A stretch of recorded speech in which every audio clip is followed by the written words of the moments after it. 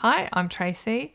I am a mature ADHD student studying a Bachelor of Science in Psychology at Open Polytechnic. So, my journey with ADHD began with my son. When my son got diagnosed, I started finding more about ADHD and generally, and the difference between what it looks like in a child to an adult. Sex, male and female, are quite different.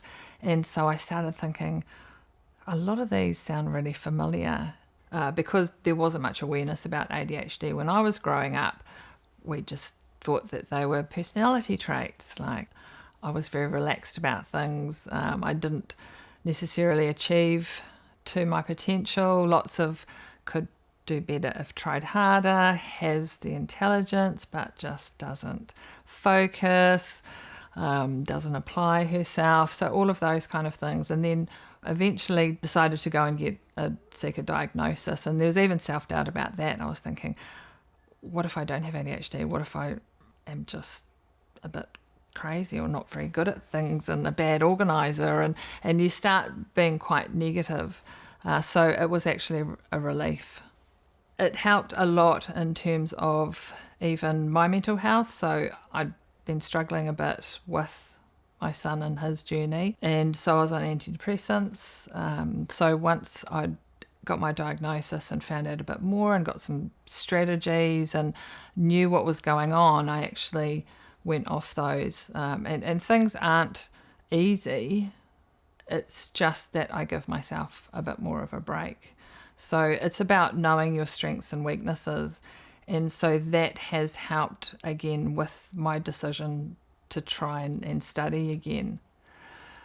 So the distance learning, so actually studying online, has been amazing in the respect that it has allowed me to go back to actually get a qualification after failing a first year of university and kind of doing okay the second straight from school. I was quite afraid that I wouldn't be able to do it.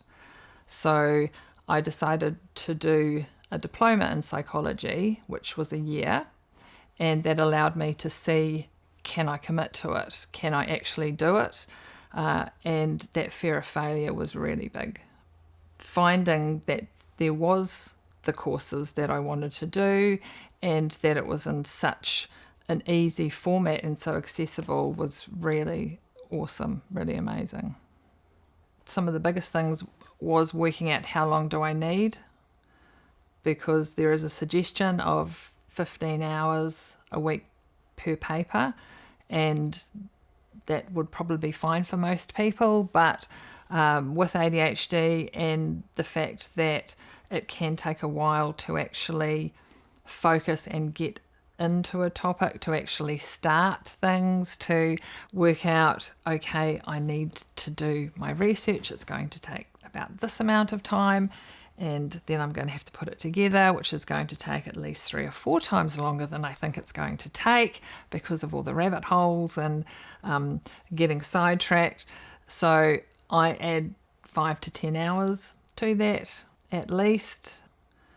I've actually got a few different part-time jobs. I work for Beehive and Kids Therapy, so all involved with ADHD, which is my hyper focus and why I've decided to go through and study.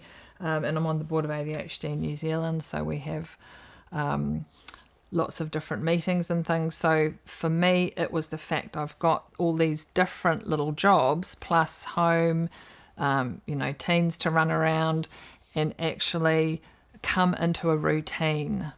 So actually putting in place, okay, I'm going to study on this day. I'm going to study for an hour. I'll set my timer and stick to that. With assignments, it was really hard for me to actually start. I'd sit there because I want everything to be perfect. There's quite a link with perfectionism and ADHD. And so I would get stuck and I would sit there. So for me, I found the best way was to actually start in the middle, or I'd do my research first. And then normally once I get started, it's fine. It's just that initial getting started. So it's working out your own technique and what works for you to get you going. Do you want to have music in the background? Noise cancelling headphones was really good. Music started to get distracting, so I'd move to pink noise. And so there's lots of different techniques. The timer, giving yourself breaks. I'd give myself treats. So I'd have a nice coffee and maybe a bicky or something like that. Getting up and actually moving around. So there's lots of different things that you can do if you struggle with those things. So the main success is that I am here talking to you with only 2 trimesters to go before I get my degree, so I actually qualify. So even the first paper that I did when I got my first mark back, and it was just like, oh wow, I can do it. I can do it.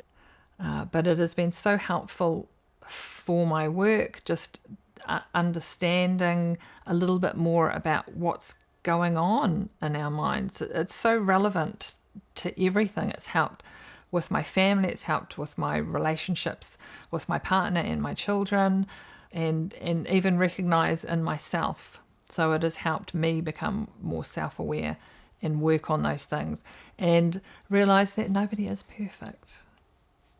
Asking for help is another really big thing that I've learnt, and that has, I think, enabled me to get this far, is just to recognize that I just need to speak up, and it's not a character flaw, and it's not making me any less of a person. It's actually a strength and a skill.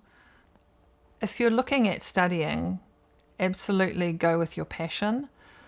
I think particularly in areas like psychology, probably counselling, social work, those kind of things, having an understanding of what it is to be neurodivergent is only going to help everybody you deal with, because it gives you such a better understanding, and that first-hand experience is something that you can't learn. So back yourself and just start small and build up your confidence, and utilize the resources that you have that you probably aren't even aware of. So making sure that you have friends checking in with you. Use the disability support services. Find out what they can offer, because they might be able to provide you somebody that you can check in with. Just having someone to bounce your ideas off is so helpful. And it is going to be hard. There's a few times I've been up all night and thinking, oh my God, what am I doing? But I got through, and so it's just about moving forward. It's not going to be easy all of the time, but there are things you can do. You can get extensions if you need to. Get a buddy, get that support. If you have a path or you have something you're interested in, just go for it. Really, back yourself, because you're probably going to do a lot better than you think you are.